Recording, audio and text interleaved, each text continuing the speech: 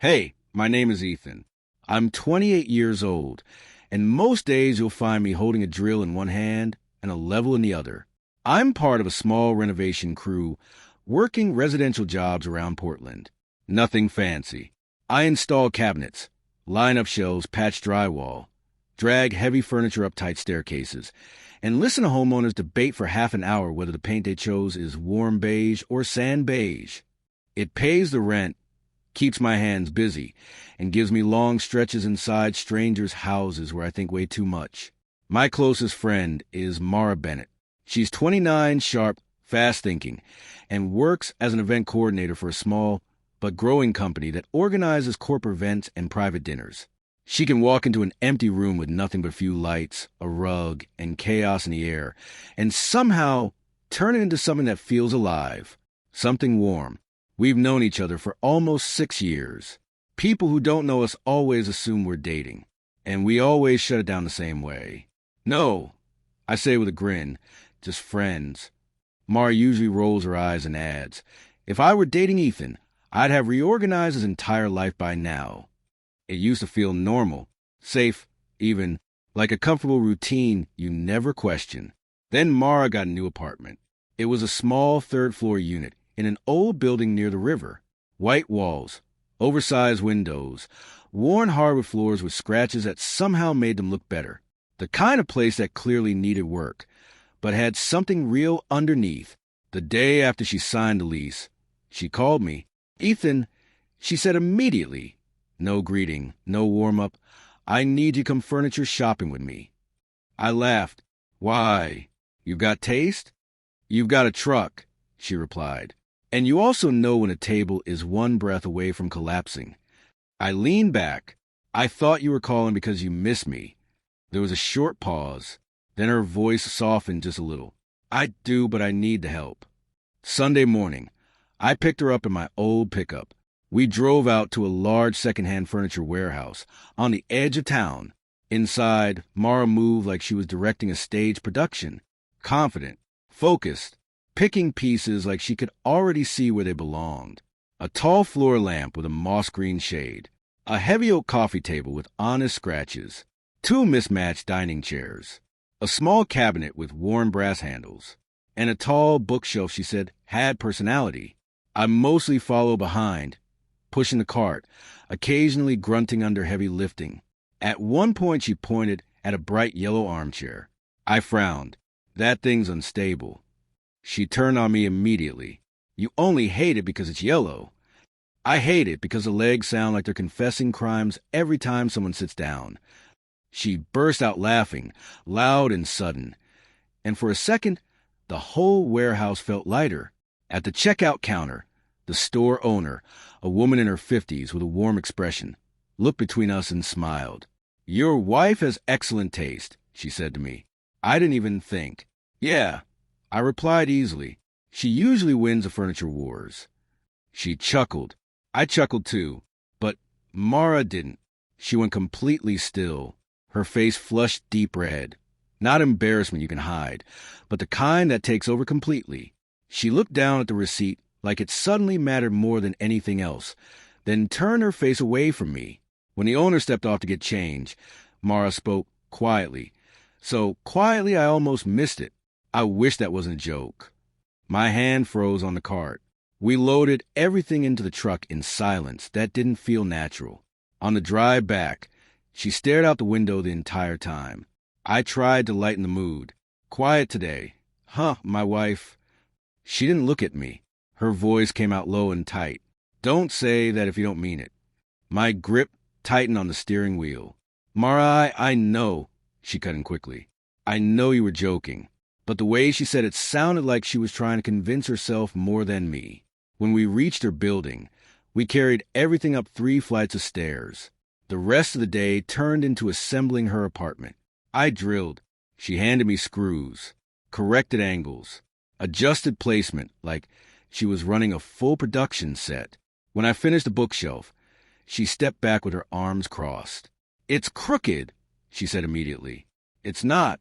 Ethan, I organize events for people who would notice a spoon being 2 centimeters off. It's crooked. I checked it with a level. The bubble was slightly off. She gave me a small, satisfied look. Don't say it. I warned.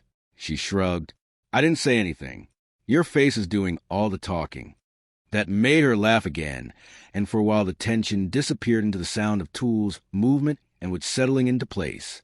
By evening, the apartment finally felt like something. The moss-green lamp glowed in the corner. The oak table sat in the center. The bookshelf stood against the wall, like it had always been there. The rug softened everything. It felt like her. Warm, slightly chaotic.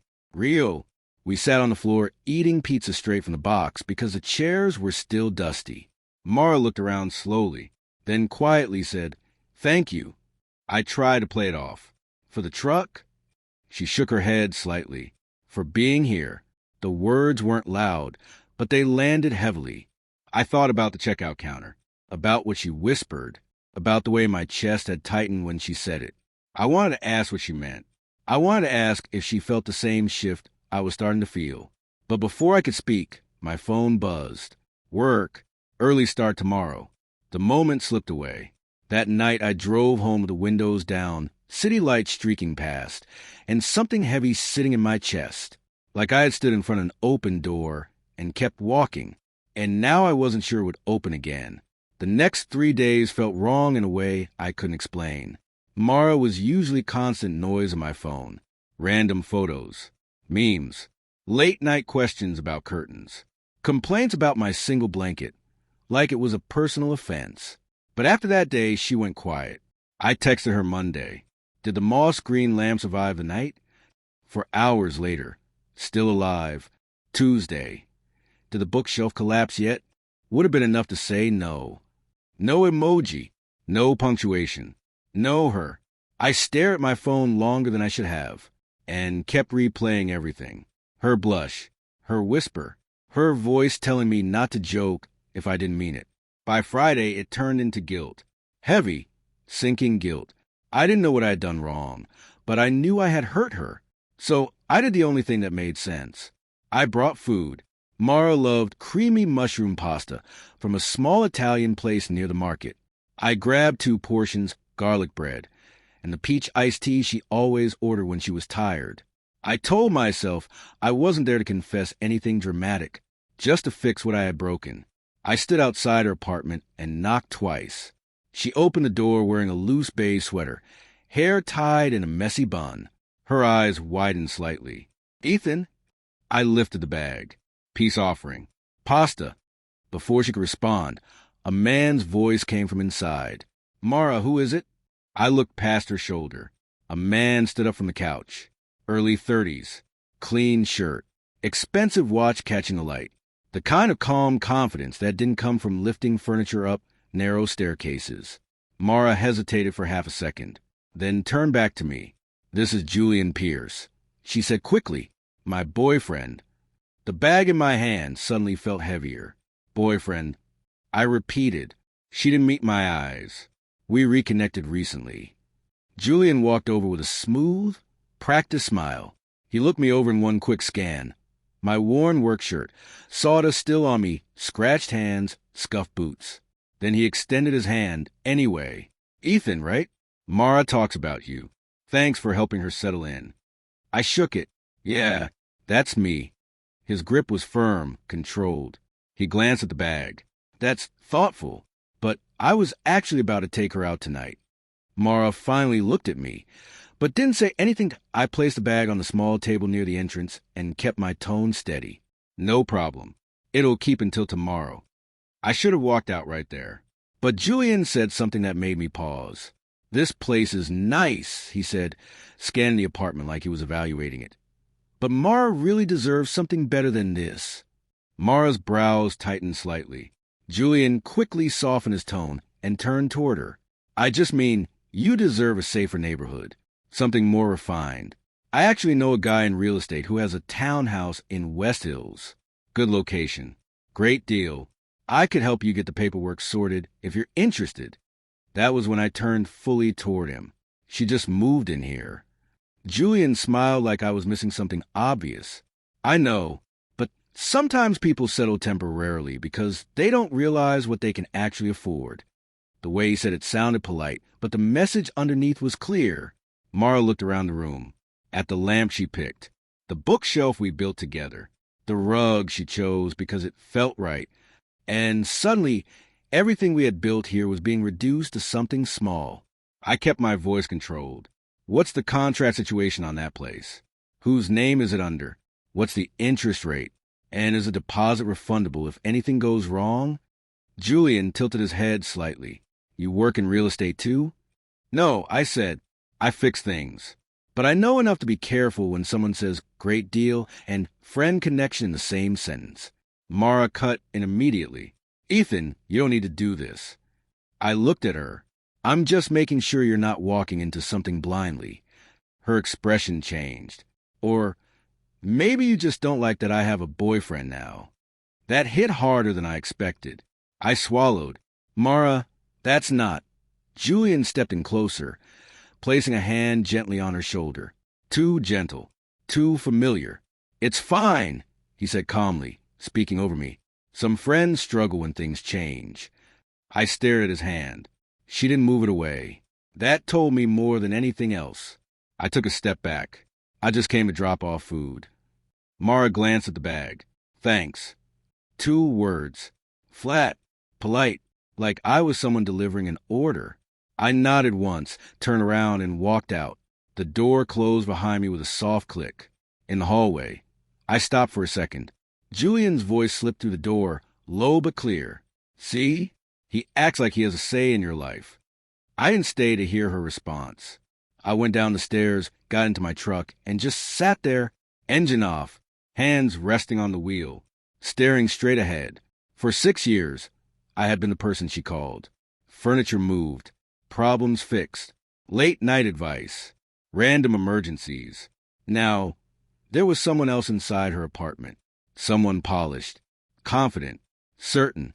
Someone already telling her that the place we built together wasn't good enough. And the worst part?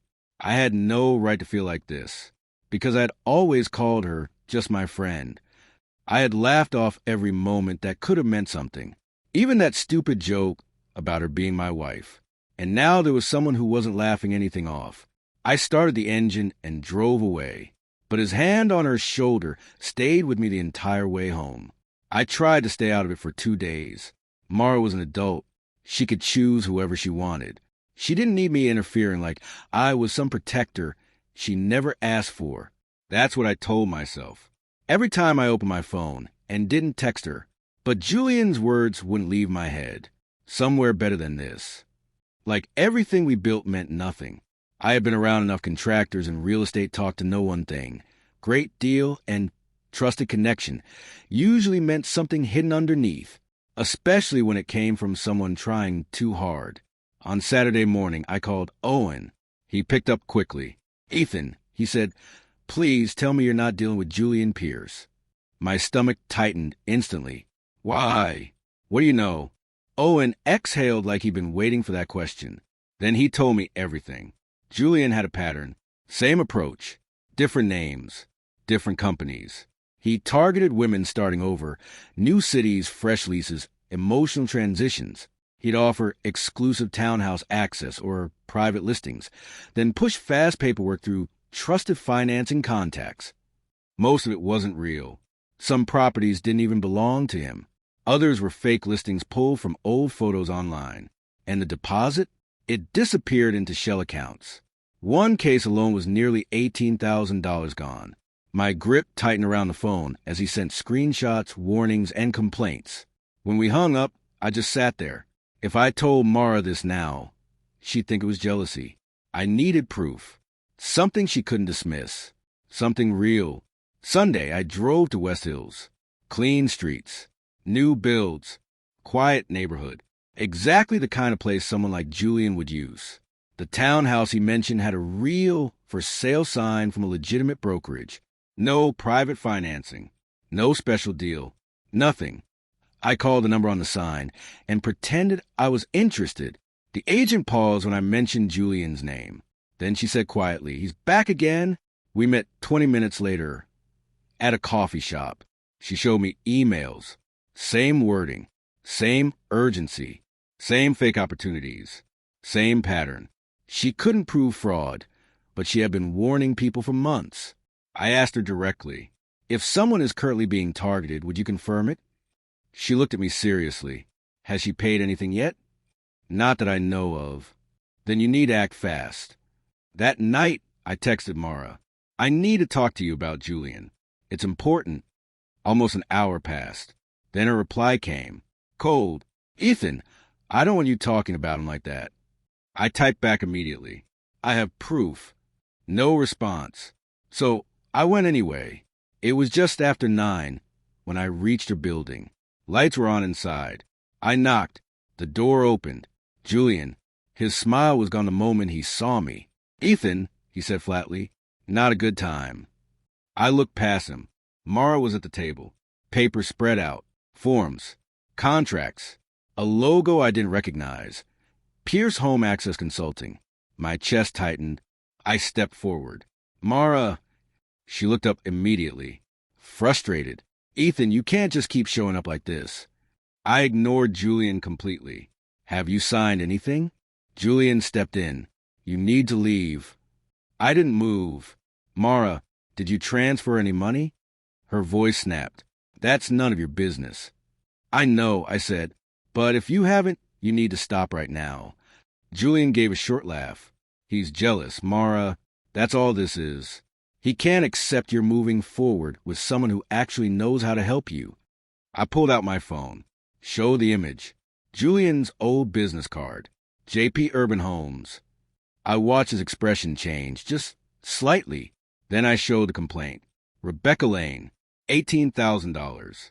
Fake listing. No real property. Julian tried to speak fast. That was already resolved. Misunderstanding. I hit play. Patricia's voice filled the room. Clear, calm, explaining everything. Mara went pale. Julian turned instantly. Mara, listen, real estate is complicated. He's twisting things. I placed printed documents on the table. Call her, I said. Use the real number from the official listing. The room went silent. The room went completely still. Mara looked at Julian, then at the papers on the table, then back at him again. Do it, she said. Julian didn't move, and that was the only answer she needed. She stepped back from the table slowly, her voice shaking but firm. Julian, he exhaled through his nose, and for the first time, the polished confidence cracked. He looked at her, then at me, and something ugly slipped through before he could stop it. You're really going to trust some handyman over the guy trying to pull you out of this dump? That was the moment everything changed. Mara stared at him like she was seeing him properly for the first time. What did you just call him? She asked slowly. Julian realized it too late. Mara, I didn't mean, yes, she cut in sharply. You did. She grabbed the contract off the table and tore it straight down the middle. Paper fell like dead weight onto the floor between them. Then she pointed at the door. Get out of my house. Julian froze for a second, jaw tight, eyes cold. Then he turned slightly toward me. You think you won, he muttered. I met his stare without blinking. No, I said. I think she didn't lose. Mara opened the door wide and held it there. Julian grabbed his jacket and walked out without another word. The door shut behind him with a heavy final click. Silence hit the apartment instantly. Mara stood in the middle of the room, staring at the torn pieces of paper on the floor. The moss-green lamp we had picked together still glowed softly in the corner like nothing had happened. I felt drained. She finally spoke. You were right, she said quietly. I shook my head. I wish I wasn't. After Julian left, she didn't cry right away. Instead, she crouched down and started gathering the torn pieces of the contract. I stepped forward instinctively. Let me... No, she said softly. I stopped. She picked up every piece, walked to the trash can, and dropped them in. Then she placed both hands on the table and exhaled slowly, like her body had finally caught up with everything. I almost gave him money, she said. But you didn't, I replied. A bitter laugh escaped her. I almost did, because he looked me in the eye and told me I deserved better than this place. I glanced around the apartment. The lamp, the bookshelf, the table, everything we had built together. None of it felt like less. He wasn't selling you a house, I said. He was selling you a story where your life right now is enough. Mara didn't look up. And I believe it for a second, she whispered. I nodded slowly, because he hit where you were already tired. She finally lifted her head. Do you know where I'm tired, Ethan? I didn't answer. She stepped closer. I'm tired because that day in the furniture store, when you called me your wife, I felt happy. Her voice cracked slightly. Really happy. And then you turned it into a joke again, like it didn't matter at all. My throat tightened. She kept going. And then Julian showed up saying all the right things at the right time. He made it simple, clear, no confusion, no jokes, no laughing it off.